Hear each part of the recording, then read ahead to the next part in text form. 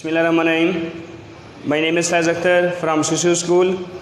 Dear students, हम chapter number 8 पढ़ रहे थे, चैप्टर नंबर 8 जिसका नेम न्यूट्रिशन। तो आज का जो हमारा टॉपिक है ये है प्रॉब्लम्स रिलेटेड टू न्यूट्रिशन, या जिसको हम नाम देते हैं माल न्यूट्रिशन। माल न्यूट्रिशन हम किसको कहते हैं? Problems related to nutrition. इसको क्या नाम देते हैं हम? Malnutrition. Malnutrition. अब माल न्यूट्रिशन में दो तरह की न्यूट्रिशन होती हैं। एक को हम नाम देते हैं under nutrition,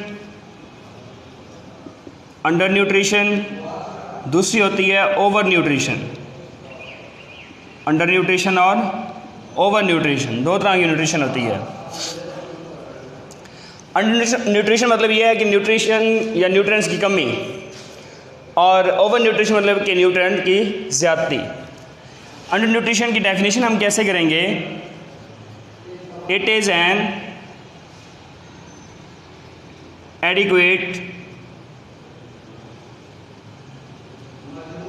inadequate consumption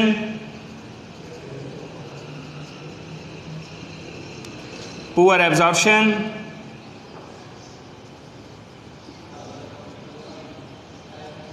and excessive loss of nutrients. That is called as under nutrition. Under nutrition हम किसको नाम दे रही हैं? इनएडिक्वेट कंजप्शन, मतलब है कि ना काफ़ी इस्तेमाल, ना काफ़ी इस्तेमाल, पुअर एब्जॉर्प्शन, किसी तरीके से इजाब का ना होना, और एक्सेसिव लॉस ऑफ न्यूट्रिएंट, और बहुत ज़्यादा न्यूट्रिएंट की कमी। तो उसको हम क्या नाम देते हैं? That is called as under nutrition. Over nutrition हम किसको नाम देते हैं? इसमें हम बात करेंगे ओवर ईटिंग की। ओवर ईटिंग और excessive intake of nutrients, excessive intake of nutrients, that is called as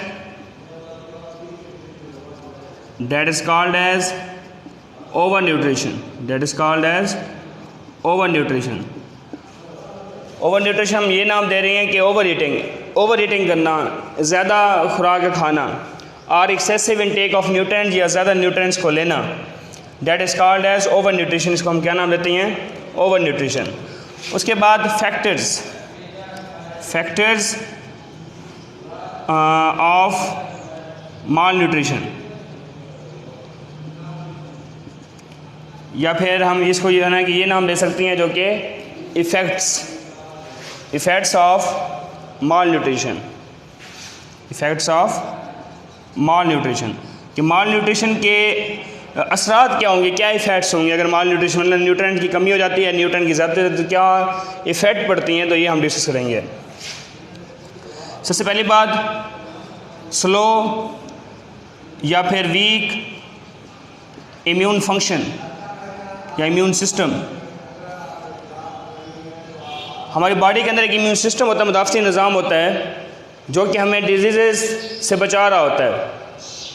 disease से हमें बचा रहा होता है, उस सिस्टम को हम नाम देते हैं इम्यून सिस्टम। जब न्यूट्रिएंट कमी होती है तो हमारा इम्यून सिस्टम वीक हो जाता है, तो हमें ज़्यादा बीमारियाँ फिर लगना शुरू हो जाएंगी। मतलब हमारे ऊपर जो अटैक होगा बैक्टीरिया का या माइक्रोऑर्गेनिज्म या वायरस का, तो वो ज़्यादा हो जाएगा, हमें डिजीज़ ज़्यादा लग सकती हैं, क्योंकि न्यूट्रिएंट की कमी या फिर ज़्यादती हम जो नहीं कर लेते हैं। हमें न्यूट्रिएंट नॉर्मल मिक़दार में यूज़ करनी चाहिए, ना कम ना ज़्यादा, ताकि हमारा इम्यून सिस्टम स्ट्रॉन्ग रहे।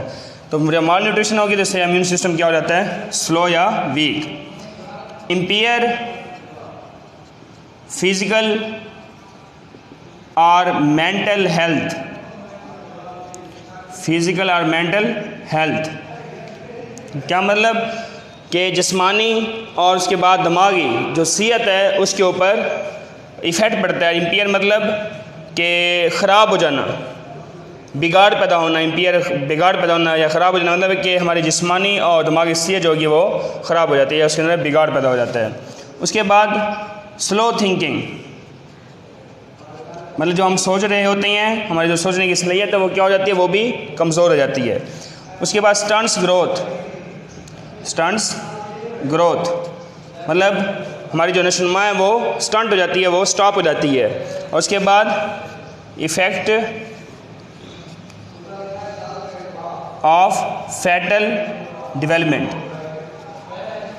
मतलब जो डेवलपमेंट हो रही होती है उसमें ख़तरा लाग हो जाता है। तो ये ऐसे क्या होंगे, इफ़ेक्ट्स होंगे। तो इसको हम क्या नाम देते हैं, इफ़ेक्ट्स ऑफ माल न्यूट्रिशन। उसके बाद है forms of malnutrition. Malnutrition की फॉर्म्स कौन सी हैं?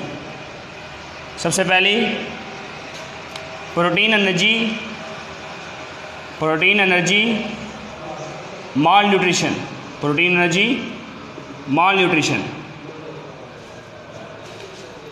जिसको हम सिंपल में कह सकते हैं PEM, प्रोटीन एनर्जी माल न्यूट्रिशन।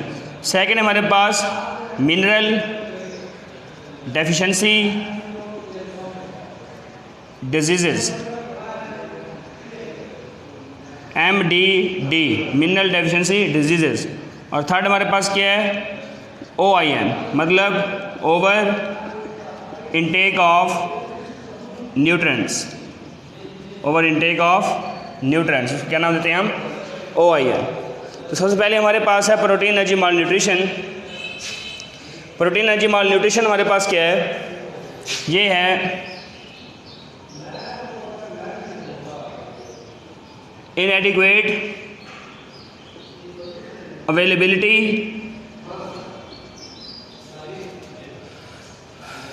उसके बाद absorption of energy and protein in body. अब इसका मतलब क्या होगा, क्या मतलब होगा इसका कि इनएडिक्वेट अवेलेबिलिटी मतलब है कि नाकाफ़ी मुयसर या नाकाफ़ी दस्तियाबी। उसके बाद एब्जॉर्प्शन ऑफ एनर्जी, वो भी जो एनर्जी जो ऑब्जर्व होगी वो भी नाकाफ़ी है। उसके बाद जो प्रोटीन जिस्म के अंदर जो हमारी जो प्रोटीन है बॉडी के अंदर वो भी क्या होगी, नाकाफ़ी होगी।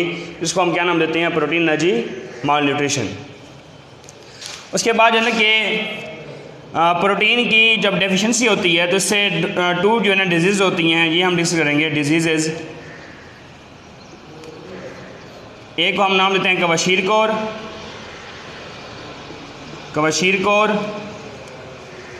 सेकेंड हमारे पास मरासमस, सेकेंड क्या है, मरासमस। एक हमारे पास है कवशीर कोर और सेकेंड हमारे पास क्या है, मरासमस। सबसे पहले हम डिस्कस करते हैं कवशीर कोर को। कवशीर कौन सी डिजीज़ है, पॉइंट बना लेते हैं। ये जो है ना कि वो डिज़ीज़ है जो कि छोटे बच्चों के अंदर पाई जाती है। ऐसा बच्चा जो कि 12 मंथ्स का हो, 12 महीने का, या फिर मतलब है कि 1 साल का जो बच्चा होता है उसमें प्रोटीन की जब डेफिशिएंसी होती है तो उससे जो है ना कि डिज़ीज़ कौन सी हो जाती है, कवशीर कोर की डिज़ीज़ हो जाती है। और कैसे होती है, यहाँ पर ये पॉइंट है, जब जो है ना कि डिसकंटिन्यूअस ब्रेस्ट फीडिंग, मतलब जो मदर है वो अपने बच्चों को फीड करा रही होती है, दूध पिला रही होती है, तो दूध पिलाने का जो सिस्टम है वो क्या है, वो मुसलसल नहीं होता। तो उस वजह से जो है ना कि बॉडी के अंदर जो है ना कि प्रोटीन क्या हो जाती है, डेफिशिएंसी हो जाती है। उसके बाद जो है ना कि ये डिज़ीज़ किस टाइम होती है, ग्रोइंग एज में। जब बच्चा जो है ना कि ग्रो कर रहा होता है, उसकी वो एज जिसमें वो ग्रो कर रहा होता है, ग्रोइंग एज, उसमें ये जो है ना कि या उस दौरान ये डिज़ीज़ हो सकती है। उसके बाद इसमें जो है ना कि क्या होगा कि जो हाइट होती है जो बच्चे की, वो क्या होती है नॉर्मल हाइट, इसकी नॉर्मल होती है। लेकिन उसके बाद जो है ना कि एबनॉर्मली या एबनॉर्मल थिन, लेकिन वो एबनॉर्मल के तौर पर जो है ना कि वो क्या हो जाता है, थिन होता है, मतलब पतला होता है। ठीक है, उसकी हाइट तो होगी, उसका कद तो बड़ा होगा, लेकिन होगा वो पतला, जो कि एबनॉर्मल, उसके अंदर जो है ना एबनॉर्मलिटी आएगी या फिर एबनॉर्मल थिन होगा वो है। उसके बाद जो है ना कि ये जो है ना कि डिज़ीज़ है जो कवशीर कोर की, ये किस टाइम होती है, 12 मंथ्स या 1 ईयर्स में। या फिर उसके बाद जो है कि जब उस बच्चे की ग्रोइंग एज होती है उसके बाद जो है कि मदर जो है वो बच्चे को जो है कि दूध पिलाना जब स्टॉप कर देती है या वो सही तरीके से नहीं पिला रही होती दूध, उस वजह से भी प्रोटीन की डेफिशिएंसी हो जाती है। तो उस टाइम जो है ना कि फिर जो बच्चे के ऊपर जो इफेक्ट पड़ेगा, बच्चे की जो हाइट होगी वो तो नॉर्मल होगी लेकिन बच्चा होगा थिन, पतला होगा। सेकंड है वो है मरासमस। मरासमस ये कौन सी डिज़ीज़ है? ये ऐसी बीमारी है जो कि 6 मंथ्स और 12 मंथ्स में होती है, मतलब कि 6 महीने के दौरान या फिर 12 महीने, मतलब कि 1 साल में या 6 महीने। उसके बाद जो है कि इस बच्चे के अंदर loss of body fats and muscle strength. क्या मतलब कि ये जो है ना कि जो डिज़ीज़ है मरासमस की बच्चे के अंदर कि जो बच्चा 6 महीनों का होता है या फिर जो है ना कि 1 साल का होता है, उसकी बॉडी के अंदर जो फैट्स होती हैं वो क्या हो जाती हैं, बिल्कुल कम हो जाती है, मतलब कि फ़ैट्स की कमी हो जाती है, फैट्स लॉस हो जाती हैं और बच्चे के जो मसल होती हैं उसकी जो स्ट्रेंथनेस होती है, मजबूती, वो भी ख़त्म हो जाती है, तो बच्चा कमज़ोरी होगा। उसके बाद जो है ना कि स्केलेटल अपीयरेंस, उसके अंदर क्या आ जाती है, स्केलेटल अपीयरेंस आ जाती है, मतलब है कि उस बच्चे की जो शक्ल सूरत होती है या अपीयरेंस होती है, देखने में वो क्या होता है, बिल्कुल ढांचा होता है, जैसे ढांचा, मतलब कि उसमें बिल्कुल कमज़ोरी है। उसके बाद जो है पूअर ग्रोथ होगी उस बच्चे की, मतलब जो नशोनुमा होती है वो क्या हो जाती है, पुअर होती है, उसकी नशोनुमा में कमी आ जाती है। और उसके बाद ये जो है ना कि अपनी एज से बिल्कुल क्या दिखाई देता है, कम दिखाई देता है, ठीक है। या फिर जो है ना कि यहाँ पर हम लिख सकते हैं वीक फॉर देयर एज, ठीक है। या उसका मतलब है कि जो हाइट होगी वो बिल्कुल क्या होगी, कम होगी, मतलब है कि उसकी एज ज़्यादा होगी लेकिन वो लगेगा ऐसे कि जैसे उसकी एज कम हो, मतलब कमज़ोरी उसके अंदर इतनी होगी कि ऐसे फील होगा जैसे उसकी एज कम है लेकिन उसकी एज वो क्या होगी, ज़्यादा होगी। तो ये जो है ना कि कौन सी डिज़ीज़ है, मरासमस की डिज़ीज़ है। तो डियर स्टूडेंट्स, आज हमने क्या पढ़ा कि प्रॉब्लम रिलेटेड टू न्यूट्रिशन की जो है ना कि जो मसाइल हैं जिसको हम नाम दे रहे हैं माल न्यूट्रिशन, इसमें जो है ना कि 2 किस्म की nutrition, under nutrition, over nutrition. तो उसके बाद जो है कि हमने इफेक्ट्स की बात की कि माल न्यूट्रिशन के क्या इफेक्ट्स पड़े होते हैं, उसकी फॉर्म्स कितनी हैं, 3 हैं, protein, energy, mall nutrition, mineral deficiency disease, over intake of nutrients, OIN। हमने जस्ट आज सिर्फ एक इसकी फॉर्म डिस्कस की है जिसका नाम है प्रोटीन, एनर्जी, माल न्यूट्रिशन, ठीक है। तो बाकी जो हमारे पास ये हैं मिनरल डेफिशिएंसी डिजीज़, MDD और OIN, ये हम इंशाल्लाह नेक्स्ट लेक्चर में बात करेंगे। तो जो हमारा ये जो फॉर्म थी पहले प्रोटीन, एनर्जी, माल न्यूट्रिशन, इसमें डेफिनेशन की बात की इसकी, उसके बाद डिजीज़ हैं कि वशीरकोर और मरासमस। Okay, thank you.